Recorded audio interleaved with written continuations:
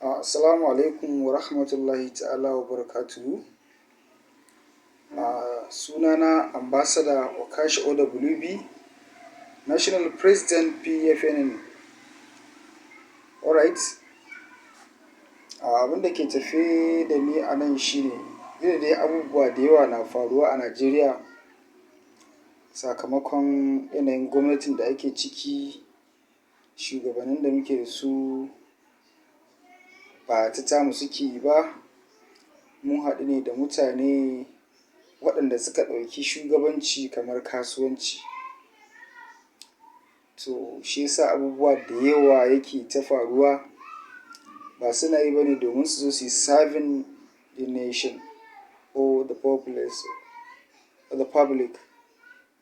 Su sun zo ne kawai just to serve themselves. Alright?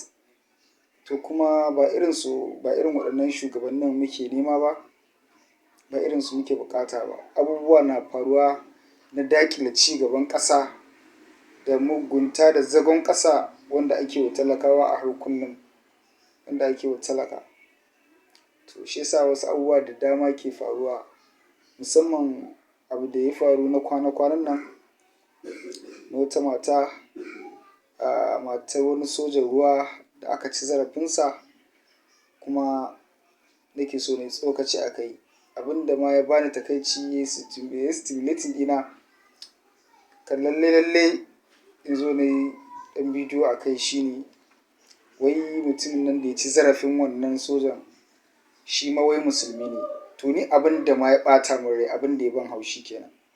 To so called dai Muslim, ko da musulmi ne dai gaskiya ba cikakken musulmi ba ne.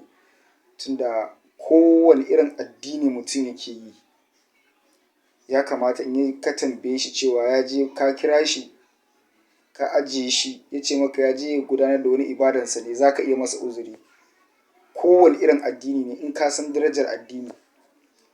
To tabbas wannan mutumi bai san darajar addini ba. Ba kuma muna magana a kan wai don mutum ya je sallah ba ne. Kowane irin addini ne ya kamata ka masa uzuri a kan addini in ka san menene mutuncin addini. So ashe akwai wani personal grudge ne tsakaninsu. Ko da kuma akwai wannan personal grudge ɗin, wannan sallar da ya magana, in ka san darajar Ubangiji, in kuma wa Allah kake bautawa, ya kamata ka bari ka fake da wani abin daban a gaba.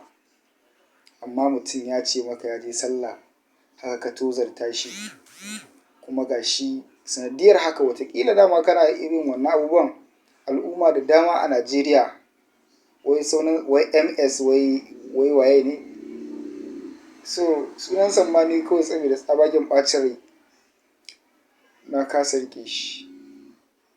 Gaskiya mutumin nan ba ka da mutunci. 'Yan Najeriya sun tsine maka da dama, kuma bakin mutane da yawa sun bi ka, sun yi maka baki a kanka. Kuma tabbas wannan abin da ka yi Allah ma ba zai bar ka ba. Ba za ka ga albarka ba a duniya da lahira. Sanadiyar cin zarafin wannan mutumin da ka yi, kuma sanadiyar cin zarafin addinin Musulunci da ka yi, da kuma addinai duka. Ba ka daraja addini ba.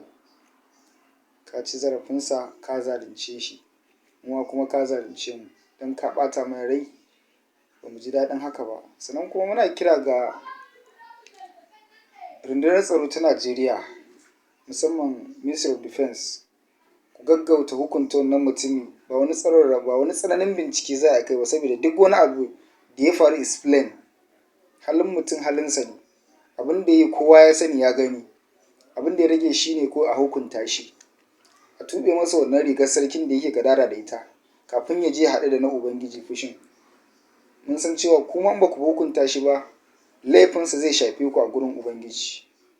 Wannan haka yake. Tabbas laifinsa zai shafe ku a gurin Ubangiji. To ya kamata ku gaggauta hukunta shi, tunda an riga an tsine masa, kuma don kamar tsinanne ne. Ban saba yin irin wannan abun ba, amma gaskiya mutane da yawa sun gaskata haka, kuma ya fusata al'umma. Allah Ubangiji ya wuce mana gaba. Allah Ubangiji ya bi ma Abbas kadinsa. Allah Ubangiji ya kuɓutar da shi. Kuma na ji raɗe-raɗin cewa ma wai matansa da ta zo ta ba da wannan bahasi da take neman masa hakkinsa, ita ma ana neman ta. In ko da gaske ne, To ya kamata lallai a gyara wannan magana. Kar a shiga kuma wani abu daban, kar kuma a nuna wani abu daban. Don idan abun ya wuce haka, to tabbas akwai wata magana. Ba wai abu ne wanda za a bari ba. Maganar gaskiya kenan. Don haka rundunar tsaro, Chief of Army Staff, Chief of Defence Staff, ku tsaya ku bi masa hakkinsa, ku bi mata hakkinta. Sannan kuma a kula da lafiyarta, a kula da tsaronta. In wani abu ya faru da ita, mun san menene, mun san kuma su wane ne. Mu a kansu za mu ɗora alhaki. Sunana Ambassador Okashi OWB, National President PFNN. Bisalam.